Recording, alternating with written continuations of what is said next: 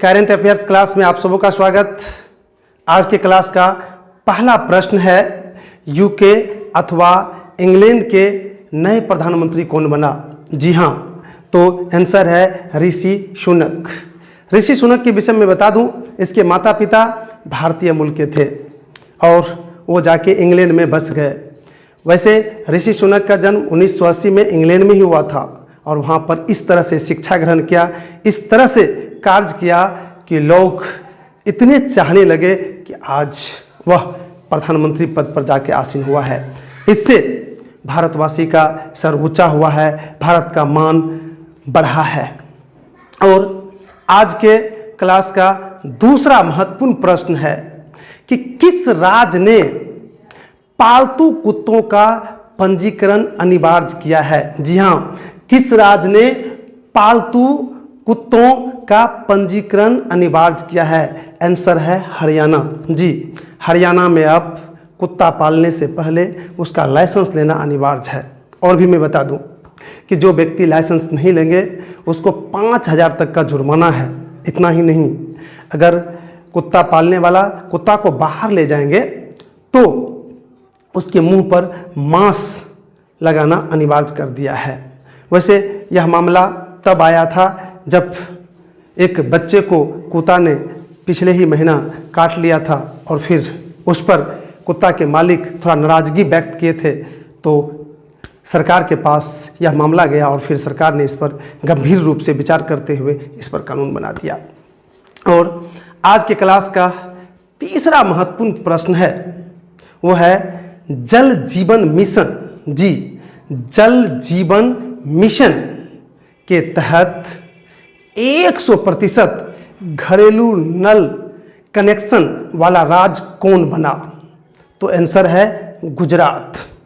मैं थोड़ा सा जानकारी दूं आप लोगों को कि 15 अगस्त 2019 को सरकार ने जल जीवन मिशन शुरू किया था, जिसके तहत यह लक्ष्य रखा गया था कि हर घर में स्वच्छ जल पहुंचाया जाए और यह लक्ष्य 2024 तक पूरा करने का है। इसके तहत पहला राज्य अर्थात अभी तक में सफल राज्य गुजरात हुआ है, जहां पर 100% हर घर में लगभग स्वच्छ जल पहुंच रहा है इस मिशन के तहत। और आज के क्लास का चौथा प्रश्न है, दुनिया के 10, जी हाँ, दुनिया के 10 निजी एयरपोर्ट, दुनिया के 10 बीजी एयरपोर्ट में भारत के किस हवाई अड्डा को शामिल किया गया है? जी, एक सर्वे हुआ है और उसमें देखा गया है कि दुनिया के जो 10 बीजी एयरपोर्ट है, बेस्ट एयरपोर्ट है, उसमें भारत के किस हवाई अड्डा को शामिल किया गया है? तो आंसर है इंदिरा गांधी अंतर्राष्ट्रीय हवाई अड्डा, जो दिल्ली में है। और आज का नेक्स्ट महत्वपूर्ण प्रश्न है कि 7वां राष्ट्रीय आयुर्वेदिक दिवस कब मनाया जाता है? जी, 7वां आयुर्वेदिक दिवस कब मनाया जाता है? तो उसका आंसर है 23 अक्टूबर। मैं बता दूं आप लोगों को, आयुर्वेदिक दवाई से जो इलाज करने की पद्धति है उसकी शुरुआत भारत में हुआ था। और मैं एक चीज़ और जानकारी दे दूं कि आयुर्वेदिक इलाज पद्धति के जनक चरक हैं जो भारत के ही रहने वाले थे। अतः आयुर्वेदिक दवाई की जब बात आती है तो भारत का नाम सबसे ऊपर में रहता है। और आज के क्लास का नेक्स्ट क्वेश्चन है, केंद्र सरकार ने किस राज्य में तराई हाथी रिजर्व को मंजूरी दी है? जी, केंद्र सरकार ने किस राज्य में तराई हाथी रिजर्व को मंजूरी दी है? तो उसका आंसर है उत्तर प्रदेश। मैं थोड़ा सा बता दूं, ये तराई हाथी रिजर्व क्या है। मैं बता दूं, जिस तरह से बाघ या अन्य जंगली जानवर के लिए रिजर्व क्षेत्र होता था, उसी तरह से उत्तर प्रदेश में भी एक तराई क्षेत्र है जहां पर हाथियों के लिए रिजर्व रखा जाएगा। वहां पर हाथी स्वतंत्र रूप से रहेंगे। और आज के क्लास का अगला क्वेश्चन है कि किस राज्य ने अपना पहला सरकारी अंग्रेजी मीडियम कॉलेज का उद्घाटन किया? तो इसका आंसर है त्रिपुरा। जी, किस राज्य ने अपना पहला सरकारी अंग्रेजी मीडियम कॉलेज का उद्घाटन किया? तो आंसर है त्रिपुरा। जी, मैं बता दूं त्रिपुरा में पहला कॉलेज का उद्घाटन हुआ है जो अंग्रेजी मीडियम का है। और अगला क्वेश्चन है, वैश्विक गरिमा दिवस कब मनाया जाता है? जी, इसका आंसर है 19 अक्टूबर। और नेक्स्ट क्वेश्चन है, बंधन बैंक ने किसे अपना ब्रांड एम्बेसडर नियुक्त किया है? तो इसका आंसर है सौरभ गांगुली। मैं बता दूं थोड़ा सा, ये बंधन बैंक ने जो अपना ब्रांड एम्बेसडर नियुक्त किया है वो सौरभ गांगुली तो है ही। ये ब्रांड एम्बेसडर क्या होता है उसके विषय में बता दूं। मैं बता दूं, ब्रांड एम्बेसडर वे होते हैं जो किसी कंपनी के उत्पादन जो होते हैं, वस्तु जो बनते हैं, उन वस्तु के संबंध में लोगों को बताते हैं और फिर लोग उसको खरीदने के लिए इच्छुक होते हैं। तो अब देखा जाएगा कि सौरभ गांगुली ने बंधन बैंक के संबंध में लोगों के पास क्या रख पाते हैं, जिससे बंधन बैंक का विकास कितना होता है वो तो आने वाले समय बताएगा। और लास्ट प्रश्न है, सबसे महत्वपूर्ण प्रश्न। जी, ध्यान से सुनिएगा। बीसीसीआई के 36वें अध्यक्ष कौन बने हैं? 36वें अध्यक्ष कौन बने हैं, जिसको हम वर्तमान अध्यक्ष भी कह सकते हैं? तो आंसर है रोजर बिन्नी। जी, आंसर है रोजर बिन्नी, जो 18 अक्टूबर को पदभार ग्रहण किए हैं। इससे पहले शायद मालूम होगा कि सौरभ गांगुली थे, लेकिन उसके जगह 18 अक्टूबर को रोजर बिन्नी बने। हाल ही में किस राज्य में सस्पेंस ब्रिज गिरने से सैकड़ों लोगों की मौत हुई? तो आंसर है गुजरात। मैं सस्पेंस ब्रिज के विषय में बता दूं कि इसे झूलता हुआ ब्रिज भी कहा जाता है। इसे बनाना आसान होता है, इसमें कम खर्च लगता है, लेकिन यह खतरा से भरा हुआ रहता है। वैसे ये जो गुजरात का जो ब्रिज है जो क्षतिग्रस्त हुआ है, उसका निर्माण 1880 ईस्वी में अंग्रेज के द्वारा किया गया था। और यह ब्रिज जहां है वह जिला का नाम मोरबी जिला है, और जिस नदी पर बना हुआ था उस नदी का नाम मच्छू नदी है। इस ब्रिज की लंबाई 765 फीट थी। मैं बता दूं, यह ब्रिज बराबर क्षतिग्रस्त जैसे दिखाई देता था, तो इसका मरम्मत होते रहता था। इसी बीच में लगभग 2 करोड़ रुपया लगाकर इसकी मरम्मत की गई थी और 25 अक्टूबर को ही इसको खोला ही गया था। वहीं 31 अक्टूबर को ही यह दुर्घटनाग्रस्त हो गई। ये जो दुर्घटनाग्रस्त हुई है, इसके पीछे बहुत सारे धारणाएं हैं, लेकिन सबसे प्रभावशाली धारणा यह है कि इस पर 100 लोगों की भार सहने की क्षमता थी। इसे 100 लोगों की भार सहने की क्षमता थी, लेकिन इस पर क्षमता से अधिक लोग चढ़ गए थे। लगभग कहा जा रहा है कि 400 लोग इस पर चढ़ गए थे। अब सवाल उठता है कि ये जो 100 की जगह 400 लोग उस पर गया, इसका दोषी कौन है? तो ये तो अभी तक क्लियर नहीं हो पाया है, लेकिन इतना सच है कि इसका दोषी वहाँ के मालिक, वहाँ के ठेकेदार हैं, जिन्होंने 100 व्यक्ति के जगह 400 व्यक्ति का टिकट काटकर उसको जाने के लिए छोड़ दिया गया, मरने के लिए छोड़ दिया गया।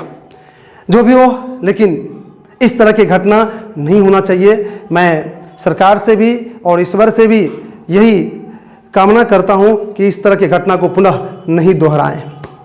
और आज के करंट अफेयर्स का दूसरा महत्वपूर्ण क्वेश्चन है कि हाल ही में किस राज्य में देश के प्रथम मतदाता, जी हां, देश के प्रथम मतदाता श्याम शरण नेगी ने मतदान किया है? तो उसका नाम है हिमाचल प्रदेश।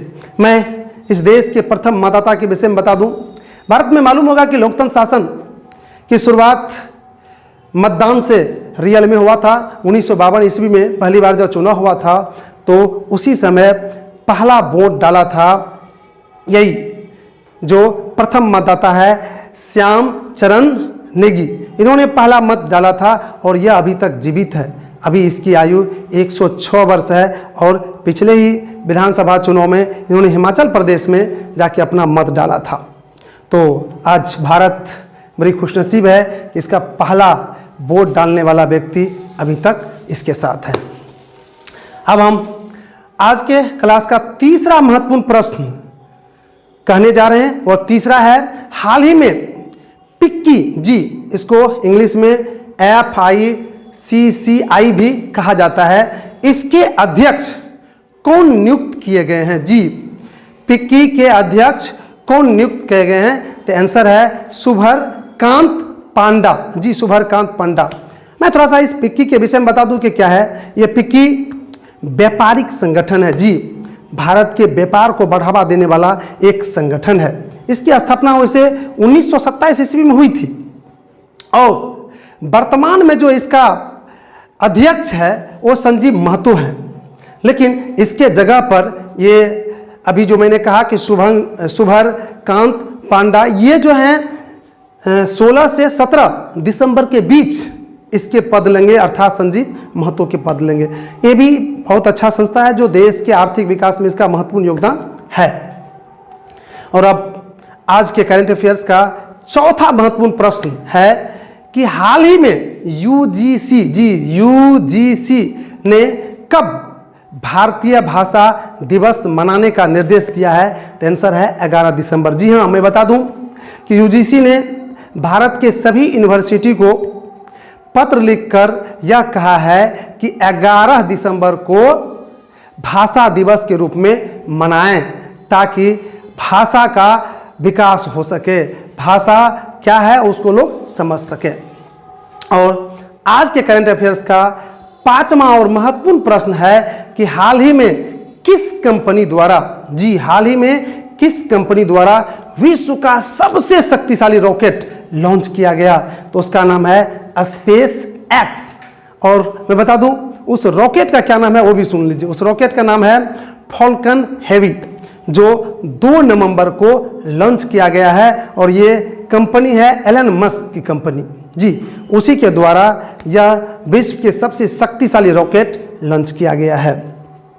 और आज के छठा प्रश्न है, हाल ही में किस केंद्र शासित प्रदेश ने 1 नवंबर को अपना मुक्ति दिवस मनाया है? जी हाँ, तो है पुडुचेरी। जी, पुडुचेरी ने अपना 1 नवंबर को मुक्ति दिवस के रूप में मनाया है। और आज के क्लास का 7वां महत्वपूर्ण प्रश्न है कि हाल ही में किस राज्य में विश्व का सबसे बड़ा पांडुलिपि ग्रंथालय स्थापित किया जा रहा है? तो वो है गुजरात। जी हाँ, मैं बता दूं गुजरात में विश्व का सबसे बड़ा पांडुलिपि ग्रंथालय का आमरण होने जा रहा है, स्थापना होने जा रहा है, जहां पर विश्व के ही नहीं, जहां पर भारत के ही नहीं बल्कि पूरे विश्व के पुराने जो पांडुलिपि है उसको संग्रहित करके रखा जाएगा। मैं थोड़ा सा बता दूं पांडुलिपि क्या होता है। जब छापाखाना का खोज नहीं हुआ था, आविष्कार नहीं हुआ था, तब लोग हाथ से लिखकर दस्तावेज तैयार करते थे। वह दस्तावेज या तो ताम्रपत्र पर होते थे या फिर धातु पत्र पर होते थे, तांबा के पत्र पर होते थे या पत्थर पर होते थे। उसी को कहा जाता था पांडुलिपि, जो हजारों वर्ष के हैं और आज भी हैं। और उसको आज पढ़ के उस समय के संबंध में हम स्पष्ट जानकारी ले रहे हैं। आज के इतिहासकारों के लिए यह पांडुलिपि काफी महत्वपूर्ण है। और आज के क्लास के 8वां महत्वपूर्ण प्रश्न है कि हाल ही में प्रधानमंत्री नरेंद्र मोदी ने किस राज्य में स्थित मानगंड धाम को राष्ट्रीय स्मारक के रूप में घोषित किया है? जी हां, किस राज्य में मानगंड धाम को राष्ट्रीय स्मारक के रूप में घोषित किया है? तो वो है राजस्थान। जी, और मैं बता दूं राजस्थान के वह जिला है बांसवाड़ी। अब मैं इस पर थोड़ा सा प्रकाश डालूं कि आखिर ये क्या है, नहीं है, ये क्या मजरा है, क्या क्वेश्चन है, ये मानगंड धाम क्या है। मैं बता दूं राजस्थान के बांसवाड़ी में जो ये राम मानगढ़ धाम है वह एक बहुत ही दार्शनिक कहिए या फिर अतीत को याद दिलाने वाले जगह है। मैं थोड़ा सा उसके विषय में एक छोटी सी कहानी बता दूं। 17 नवंबर, जी हाँ 17 नवंबर 1913 ईस्वी की बात है, और वहां पर गोविंद गुरु, जी गोविंद गुरु के भक्तों ने, चेलाओं ने, शुभचिंतकों ने, समर्थकों ने इकट्ठा हुए थे बहुत सारे संख्या में, और उसका मकसद था, मुख्य मकसद था अंग्रेजी सरकार से कैसे मुक्ति मिले इस पर विचार विमर्श करना, अंग्रेज का विरोध करना, और अपने धर्म के विषय में तो कर ही रहा था, लेकिन ये भी, अर्थात मैं बता दूं, गोविंद गुरु जो थे वह अंग्रेज के नज़र पर चढ़ा हुआ था, अंग्रेज को वह नहीं सुहाते थे। और उस दिन अर्थात 17 नवंबर 1913 ईस्वी की बात है, बड़ी ही दुख की बात है मेरे भाई, जलियांवाला बाग हत्याकांड सुने होंगे, इससे बड़ा दुख की बात है ये 17 नवंबर 1913 की बात, यहीं पर राजस्थान के मानगढ़ में बांसवाड़ी जिला की मैं बात कर रहा हूँ, वहाँ पर गोविंद गुरु के भक्तों ने जब इकट्ठा हुआ था विचार विमर्श करने के लिए, तो वहाँ पर अंग्रेजी पुलिस ने आके गोलियां चलाई, और जिसमें करीबन 1500 लोगों की जानें चली गई थी। 1500 ये मुख्य रूप से आदिवासी ही थे, वहाँ पर 1500 आदिवासी मर गए थे वहाँ पर। और वहाँ पर इस 1500 की मौत जो हुई थी ये बलिदान कहा जाए, एक तरह से देश के लिए इन्होंने अपनी जान की निछावर कहते बलि दिए थे। और फिर मैं उनको धन्यवाद देना चाहता हूँ जिनके प्रयास से वह स्थल आज राष्ट्रीय स्मारक के रूप में हमारे सामने है।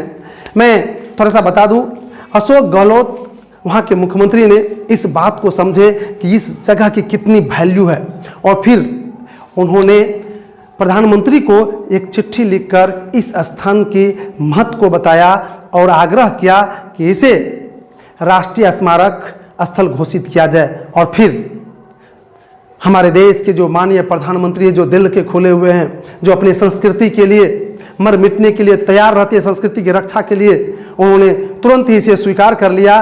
और मैं बता दूं आप लोगों को कि 1 नवंबर को इन्होंने खुद वहां पहुंचकर इस दार्शनिक स्थल को, इस बलिदान के स्थल को उन्होंने राष्ट्रीय स्मारक के रूप में घोषित किया। तो मैं अशोक गहलोत एवं माननीय प्रधानमंत्री नरेंद्र मोदी को इस काम के लिए मैं सैल्यूट करता हूँ, मैं धन्यवाद देता हूँ, मैं नमन करता हूँ। और मैं अब आगे बढ़ता हूँ। आज की क्लास का 9वां प्रश्न है कि हाल ही में कहाँ भगवान शिव की विश्व की सबसे ऊंची प्रतिमा स्थापित किया गया। जी, विश्व की सबसे ऊंची प्रतिमा स्थापित किया गया है, तो वो बता दूं मैं कि वो है राजस्थान में ही। राजस्थान बड़ी ही लकी इस सप्ताह के राज्य बने हैं जहां विश्व की सबसे ऊंची प्रतिमा भी वहीं पर स्थापित किया गया है। मैं बता दूं कि यह प्रतिमा को बनने में लगभग 10 वर्ष का समय लगा है, और इसमें लगभग 30,000 टन धातु की खर्च हुई है। और मैं ये भी बता दूं कि इसको बनाने में अपने ही देश के लिए दुनिया के कई देश के उत्तम कारीगर लगा है।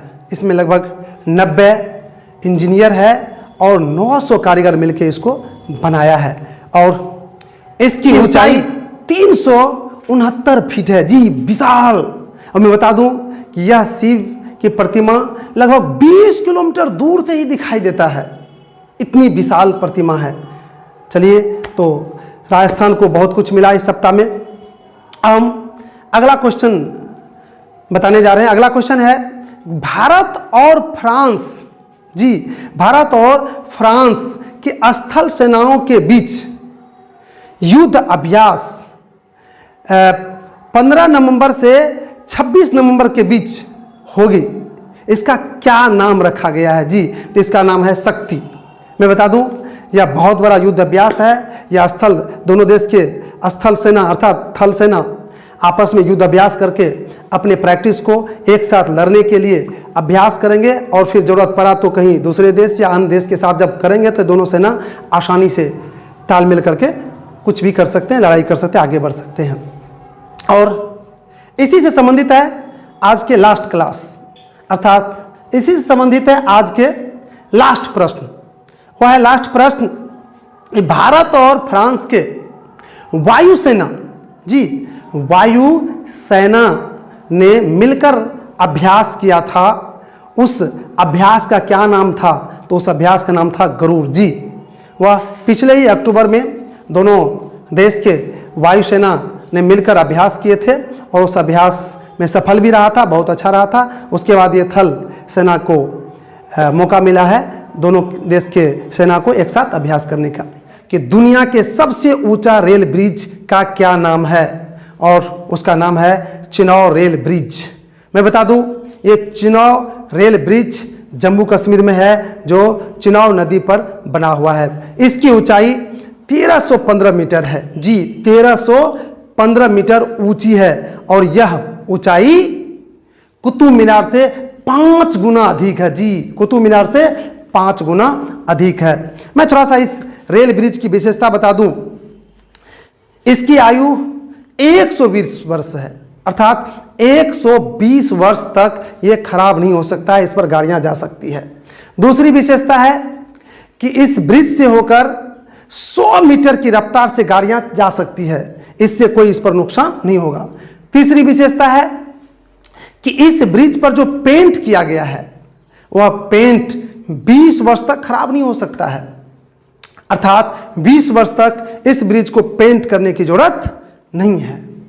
और आज के करंट अफेयर्स का दूसरा और महत्वपूर्ण प्रश्न है कि ORS की खोज किसने की? जी इसका खोज डॉक्टर दिलीप महालनाबिस ने की है। जी हाल ही में इसकी मृत्यु भी हो गई है। मैं बता दूं 1934 ईस्वी में इसका जन्म हुआ था, लेकिन यह मर गए हैं अभी। इन्होंने ORS अर्थात ओरल डिहाइड्रेशन साल्ट की जो खोज की थी, इससे शरीर में डिहाइड्रेशन को रोका जाता है, अर्थात जब दस्त उल्टियाँ होती है उससे हमारे शरीर से पानी इत्यादि निकल जाते हैं, और ये जब लेते हैं हम तो हमारे शरीर में डिहाइड्रेशन रुकता है। और इसमें मुख्य रूप से नमक एवं चीनी का घोल होता है जो हमारे शरीर को डिहाइड्रेशन से बचाते हैं। और आज की क्लास का तीसरा महत्वपूर्ण प्रश्न है कि जनजातीय गौरव दिवस कब मनाया जाता है? जी तो इसका आंसर है 15 नवंबर को। मैं बता दूं, ये जनजातीय गौरव दिवस हाल ही में 2021 से शुरू हुआ है, और यह दिवस शुरू किए हैं हमारे देश के माननीय प्रधानमंत्री नरेंद्र मोदी जी ने।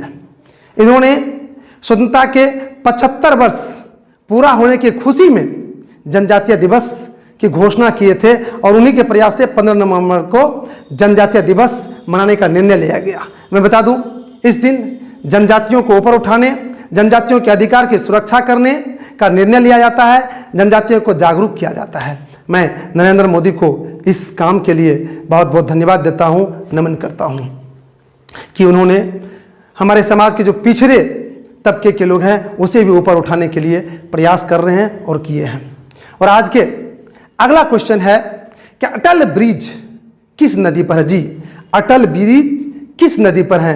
तो उसका आंसर है साबरमती नदी पर। जी साबरमती नदी पर अटल ब्रिज बनाया गया। हाल ही में हमारे देश के माननीय प्रधानमंत्री नरेंद्र मोदी जी ने उद्घाटन किए हैं अटल ब्रिज। अटल बिहारी को तो नाम जानते ही हैं, वो भी बीजेपी के महान नेताओं में से एक थे, और उन्हीं के याद में अटल ब्रिज का उद्घाटन किया है नरेंद्र मोदी जी ने।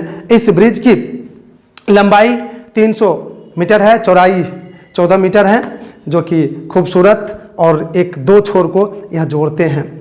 और आज के करंट अफेयर्स का अगला क्वेश्चन है कि भारत के किस अंतर्राष्ट्रीय हवाई अड्डा का नाम बदलकर शहीद भगत सिंह अंतर्राष्ट्रीय हवाई अड्डा रखा गया है? तो आंसर है चंडीगढ़। जी चंडीगढ़ में जो हवाई अड्डा था उसका नाम बदलकर अब शहीद भगत सिंह अंतर्राष्ट्रीय हवाई अड्डा रख दिया गया है।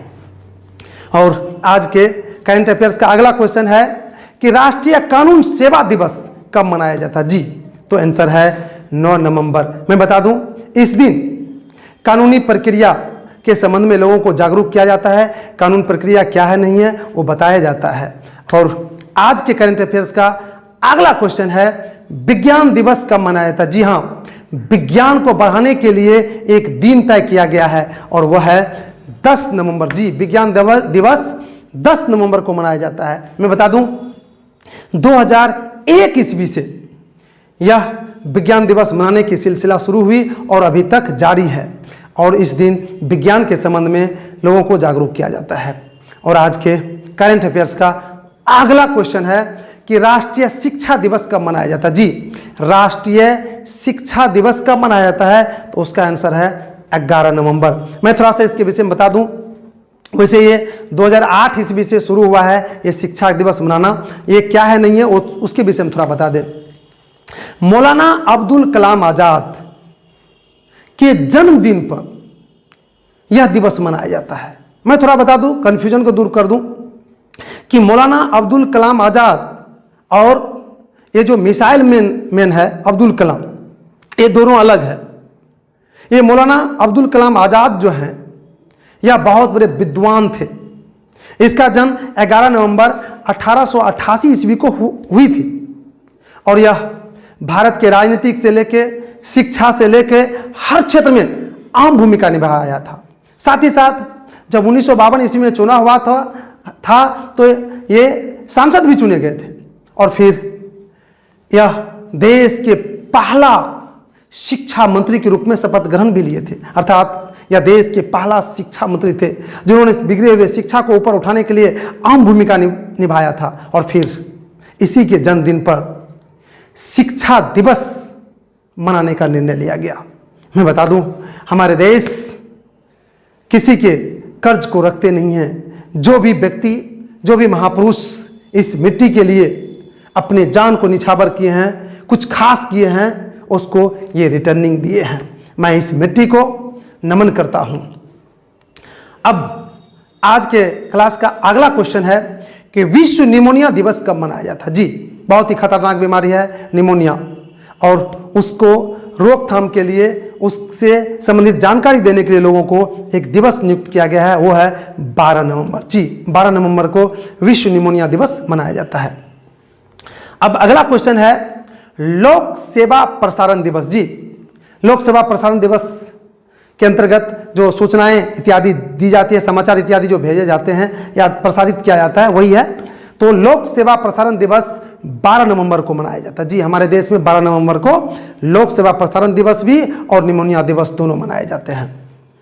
और आज के करंट अफेयर्स का अगला क्वेश्चन है विश्व मधुमेह दिवस कब मनाया जाता है? तो इसका आंसर है 14 नवंबर। जी, मधुमेह एक बहुत ही खतरनाक बीमारी है जो हो जाता है तो शायद उससे छुटकारा पाना मुश्किल होता है। अतः कुछ ऐसे व्यायाम हैं, नियमित व्यायाम हैं, कुछ डॉक्टरी सलाह है जिससे यह बीमारी होता ही नहीं है। अतः इस बीमारी से बचें हम लोग, क्योंकि ये बीमारी हो जाने के बाद हमें इससे छुटकारा मिलना मुश्किल होता है और यह बीमारी हमारे शरीर में ठीक उसी तरह से काम करते हैं जिस तरह से दीमक किसी पेपर या किसी अन्य चीज़ को धीरे धीरे खा जाते हैं। अतः इस बीमारी से बचना चाहिए, वो है नियमित व्यायाम से। वैसे मैं बता दूं, यह 1991 ईस्वी में पहली बार शुरू हुई थी और यह जो विश्व मधुमेह दिवस है, यह अंतर्राष्ट्रीय मधुमेह संघ है, उसी के नेतृत्व में ये आयोजित होती है। वैसे पहली बार जो आयोजित हुई थी 1991 में, ये मधुमेह संघ एवं अंतर्राष्ट्रीय स्वास्थ्य संगठन जो है दोनों मिलके इसको आयोजित किए थे और लगातार अब होते आ रहा है 14 नवंबर को। मैं चाहूँगा कि इस दिन मधुमेह से बचने के लिए जो सरकार के द्वारा पेपर पत्रिका में कुछ दिए जाते हैं उसको पढ़ें और इस मधुमेह जैसे बीमारी से बचें। और आज के करंट अफेयर्स का अगला क्वेश्चन है विश्व बाल यौन शोषण की रोकथाम के लिए दिवस कब मनाया जाता है? तो उसका आंसर है 18 नवंबर को। मैं बता दूं कि बाल यौन शोषण जो हो रहा है उससे बचने के लिए, उसके रोकथाम के लिए एक दिवस निश्चित किया गया है और वह है 18 नवंबर को। यह भारत ही नहीं पूरे दुनिया में मनाया जाता है ताकि बच्चों के यौन शोषण नहीं हो। और आज के करंट अफेयर्स का अंतिम क्वेश्चन है, केंद्र सरकार ने किस राज्य में ग्रामीण आजीविका मिशन के तहत उम्मीद योजना लॉन्च किया? जी, उम्मीद योजना लॉन्च की है, तो आंसर है जम्मू कश्मीर। मैं बता दूं, इस योजना के द्वारा जम्मू कश्मीर में रोजगार को बढ़ावा दिया जा रहा है और स्वरोजगार कैसे प्राप्त किया जाएगा ये लोगों को बताया जा रहा है। स्वरोजगार मतलब खुद से रोजगार कैसे प्राप्त किया जा सकता है वो बताया जा रहा है और इससे निश्चित रूप से वहाँ की बेरोजगारी हटेगी, स्वरोजगार बढ़ेगा। भारत में संविधान दिवस कब मनाया जाता है? तो इसका आंसर है 26 नवंबर। मैं बता दूं आप लोगों को कि 9 दिसंबर 1946 ईस्वी को भारतीय संविधान को बनाने का, लिखने का काम शुरू हुआ था और उसको बनने में 2 वर्ष 11 महीना 18 दिन का समय लगा था और वह बनकर पूर्ण रूप से तैयार हो गया था 26 नवंबर 1949 ईस्वी को।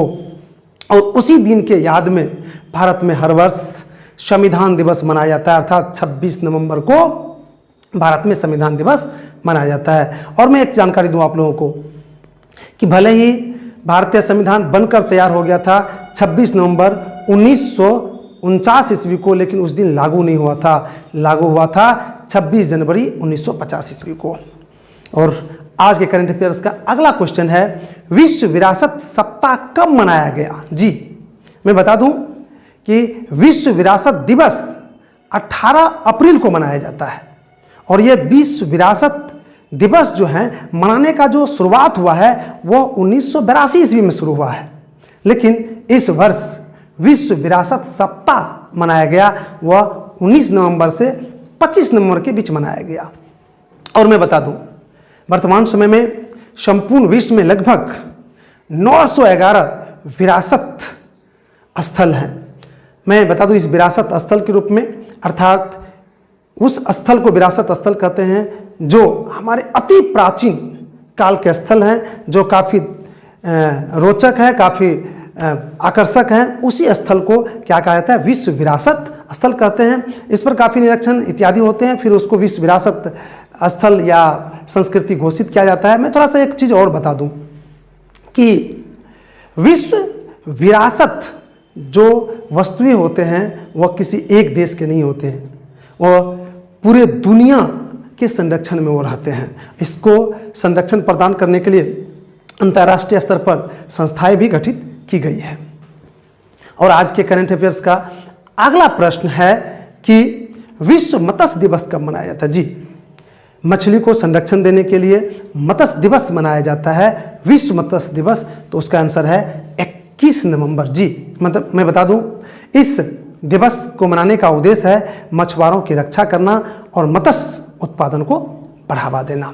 मैं थोड़ा सा बता दूं, इस दिवस को मनाने की इतिहास या परंपरा जो शुरू हुई थी वो हुई थी 2015 ईस्वी में। पहली बार विश्व में 21 नवंबर 2015 ईस्वी को विश्व मत्स्य दिवस के रूप में मनाया गया था और फिर उस दिन के बाद हर साल यह दिवस मनाया जा रहा है।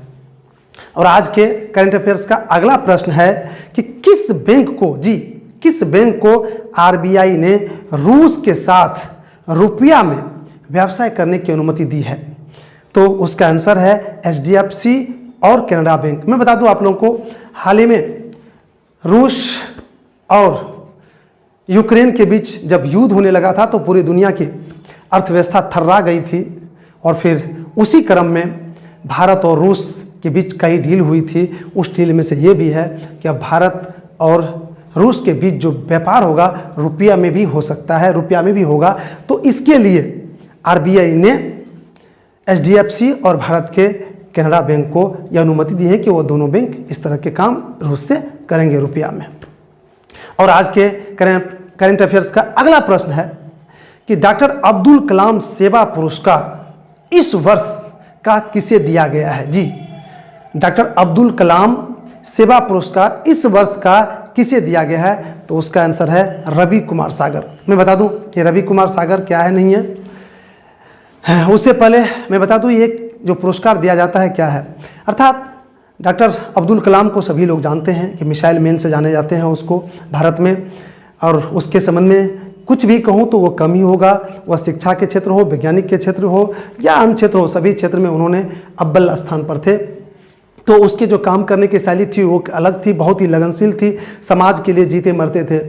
और उसी के जैसे जो समाज के लिए जीते मरते हैं या समाज में जो विशेष काम करते हैं, तो उसको इसी के जयंती पर अर्थात अब्दुल कलाम के जयंती पर एक विशेष व्यक्ति को जो समाज के लिए विशेष रूप से काम करते हैं, जिसमें अब्दुल कलाम जैसे भावनाएं समाज में झलकती है, उस व्यक्ति को यह पुरस्कार दिया जाता है। और इस बार रवि कुमार सागर को दिया गया है, जिसका उम्र मात्र 22 वर्ष है।